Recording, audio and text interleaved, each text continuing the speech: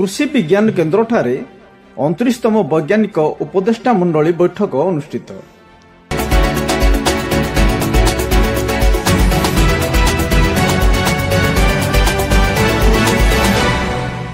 स्थानीय कृषि विज्ञान केन्द्र जी उदयगिरी कंधमाल ठारे 29तम वैज्ञानिक उपदेष्टा मंडली बैठक अनुष्ठित हो जाइछि।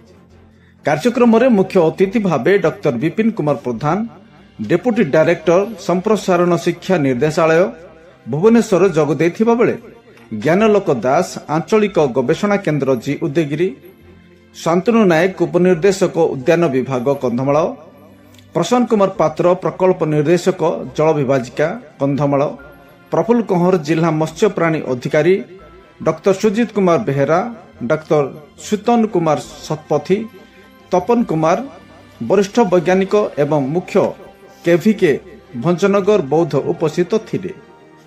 कृषि विज्ञान केन्द्र कंधमाल वरिष्ठ वैज्ञानिक और मुख्य डॉक्टर नारायण बार सभा परिचालना करथिले। बैठक में कंधमाल जिलार विभिन्न कृषि संबंधी समस्या और समाधान पर आलोचना होइथिला। कृषि विज्ञान केन्द्र जी उदयगिरी कंधमाल कार्यालय समस्त कर्मचारी उपस्थित रही कार्यक्रम आयोजन में सहयोग करथिले। शेष में डॉक्टर सुजीत कुमार मुखी वैज्ञानिक मृत्तिका विभाग समस्त धन्यवाद अर्पण करथिले।